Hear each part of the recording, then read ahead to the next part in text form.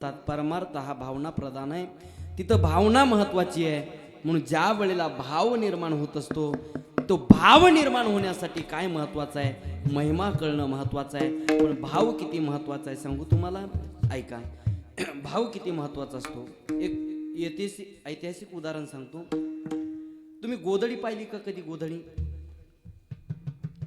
गोधडी कळते का? महिला मंडळ, गोधडीची व्याख्या सांगू का? आपल्या घरातले जे कपडे घालावेसेही वाटत नाहीत आणि टाकूनही द्यावेसे वाटत नाहीत, त्या कपड्याची गुंतवणूक म्हणजे असं.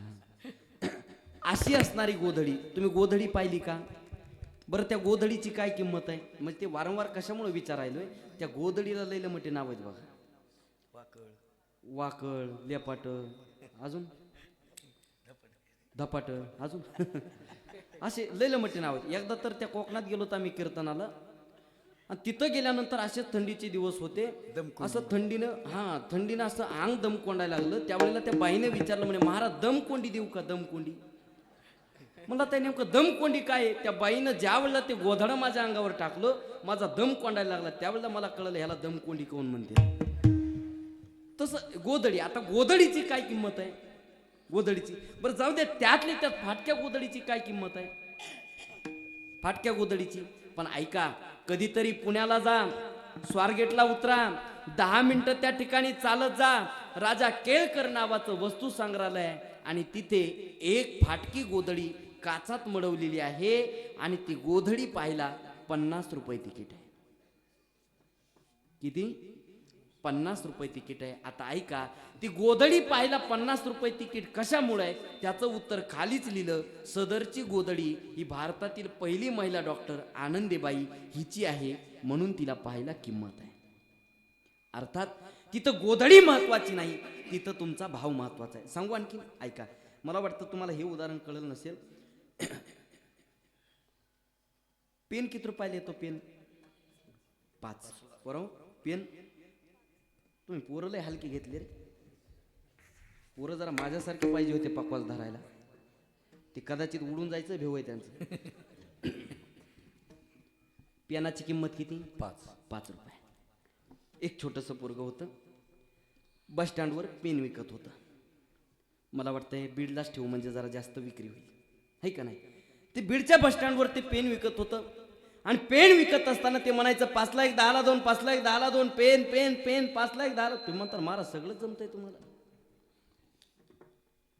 हे बी जमलं पाहिजे. पण तेवढ्यामध्ये एखादा माणूस यायचा आणि विचारायचं, का रे कितीला दिला पेन? म्हणजे महाराज 5 ला 1 10 ला 2.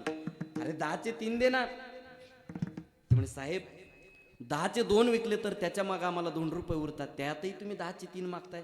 कारण बघा, लोकांना पाडून मागायचा लय नाद असतो, आणि लोक जिथं नाही तिथं पाडून मागतात. बरं का गुरुजी, एक वाक्य माझं घरी घेऊन जा. विकायला बसलेली सगळीच लोक तुम्हाला लुटायला बसलेली नसतात, त्याच्यातली कितीतरी लोक आपलं जीवन जगण्यासाठी सुद्धा बसलेली असतात, एवढं लक्षात ठेवा.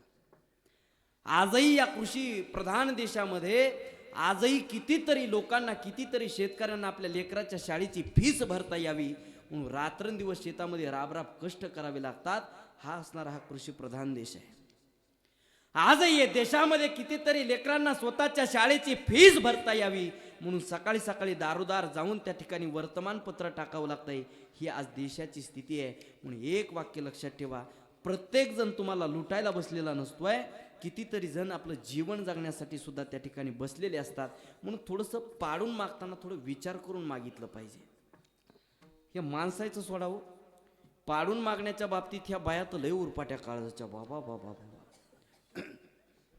एकदा असंच मी चटई घ्यायला गेलो, भोपळे बाबा चटई घ्यायला गेलो. ते जरा बाहेरच्या राज्यातलं होतं. त्याला विचारलं कितीला दिली रे चटई? म्हणे महाराज 400 को 1. तेवढ्यामध्ये 2-4 बाया आल्या, आणि तिथं आल्या म्हणे कितीला दिली रे चटई? मला 400 ला 1. ते मला 300च्या 2 दी. अरे ही काय पद्धत झाली का काय? बरं जाऊ द्या ना, ह्या तर मागत्यातच मागत्यात, पण बिचारे ह्यांच्यावर बी दबाव निर्माण करतात. असाच एक जण बाजारला निघाला, हातामध्ये पिशवी घेतली. बायकोनं आवाज दिला, कुठं निघालात? म्हणे कुठं म्हणजे बाजारला निघाला. थांबा म्हणे, तुम्हाला काही कळत नाही. खरंय काय? हे खरंय का?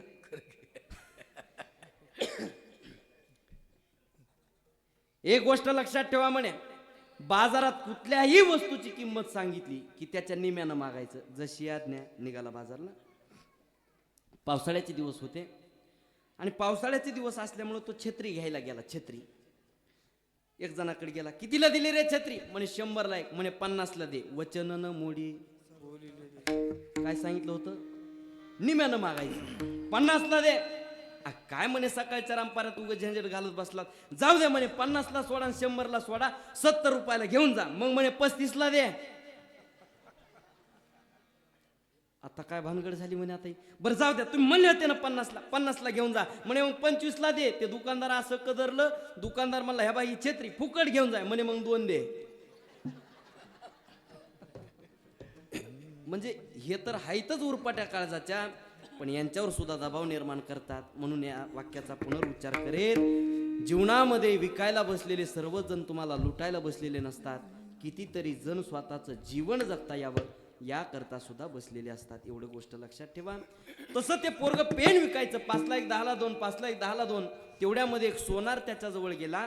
विचारलं का रे बाबा कितीला दिला पेन? म्हणे साहेब 5ला एक 10ला 2 विकतोय बघा, पण ह्याच्यामध्ये सुद्धा लोक पाडून मागतात. बघा ना 10चे 2 पेन विकल्यानंतर आम्हाला याच्या मागे 2 रुपये उरतात आणि त्यात सुद्धा हे लोक पाडून मागतात. कसं पोट भरायचं सांगा ना साहेब. त्या साहेबाला जरा दया आली. साहेबानं विचारलं का रे बाबा तू शाळेत जात नाही? म्हणे नाही जात साहेब. का नाही जात शाळेमध्ये? काय करणार जाऊन, तरी शाळेची फीस भरायला पैसे नाही म्हणून पेन विकतोय. सांगितलं का रे बाबा आई वडील नाहीत? नाही म्हणे साहेब, लहानपणातच आई वडील निघून गेले, त्यामुळे स्वतःच्या शाळेची फीस भरता यावी याकरता पेन विकतोय. मग तू शाळेत नाही जाणार? त्या पोरानं सांगितलं साहेब पेन विकून शाळेची फीस भरण, स्वाभिमानानं जगन, पण भीक मागणार नाही साहेब, म्हणून मी पेन विकतोय. आणि ते पेन विकत होतं. सांगितलं का रे किती? म्हणे तुझ्या शाळेची फीस? म्हणे माझ्या शाळेची फीस आहे 5,000 रुपये. चल म्हणे तुला एका पेनची किंमत तेवढी मिळून देतो. लक्ष द्या. मग ते त्यावेळेला त्या सोनाराच्या दुकानामध्ये घेऊन गेलं आणि गेल्यानंतर तिथं त्या सगळे त्या पोराचे पेन एका पिशवीमध्ये भरले. एक पेन असा हातामध्ये घेतला, थोडा तो मातीमध्ये मळवला, पुसून काढला आणि जिथं आपण सोन्याचं कुंदन ठेवतो ना तिथे तो त्या ठिकाणी जिथं हिरा ठेवायचा असतो, जिथं कुंदन ठेवायचं असतं त्याच्यामध्ये तो पेन ठेवला. प्रत्येक जण यायचा बघायचा, प्रत्येक जण यायचा बघायचा. आता पेन ज्या अर्थी तिथं ठेवला त्या अर्थी याचं काहीतरी विशेष महत्व असलं पाहिजे. कुणीतरी विचारायचं का हो पेन इथं ठेवला? म्हणे हा. मग पेन काय सामान्य काय? एकानं विचारलं नेमका पेनाचा महिमा तरी काय आहे? त्यानं सांगितलं हो ज्या वेळेला आपला भारत स्वातंत्र्य झाला होता त्यावेळेला भारताची लिखापडी या पेननं केलेली आहे आणि ते वाचणारा हे पेन आहे. तेवढ्यामध्ये एक जण पुढाला म्हणा का हो भारताची लिखापडी जर या पेननं केली असेल, माझ्याकडे अशा ऐतिहासिक गोष्टी बऱ्याच आहेत, त्याचा माझ्याकडे संग्रह आहे, मला फार छंद आहे त्या गोष्टीचा. तुम्ही जर यदा कदाचित मला एवढा पेन जर दिला तर आणखी त्या संग्रहाला शोभून दिसेल, तुम्ही मला एवढा पेन द्या. तेवढे हा म्हणजे मी काही विकायला आणलाय का? म्हणे अरे हे पेन काय सामान्य काय? म्हणे बाहेरच्या देशातून आणलाय, विकायला आणला नाही म्हणे पेन. म्हणे साहेब तुम्ही मागाल ती किंमत द्यायला मी तयार आहे, पण मला हा पेन द्या. नाईलाज झाला.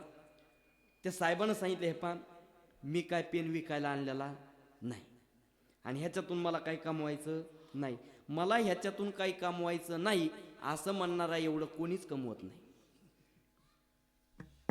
लक्षात येतं ना?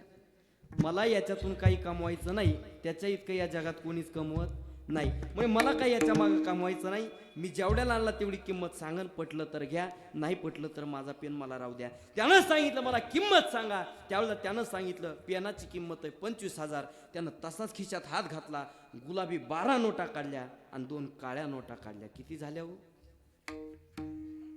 हिशोब चांगला जमतोय तुम्हाला. बुका लावताना चुकू नका म्हणजे झालं. 25,000 काढले, हातावर ठेवले, पेन घेतला, आनंदानं उड्या मारत गेला. त्या पोराला शाळेची फीस हवी होती, त्या शाळेची फीस दिली. पोरग आनंदानं उड्या मारत गेलं. दुकानदाराची जेवणाची वेळ झाली होती, दुकानदार निघून गेले आणि मलाही इकडे कीर्तनाला यायचं होतं. मी इकडे निघून आलो. दृष्टांत संपला.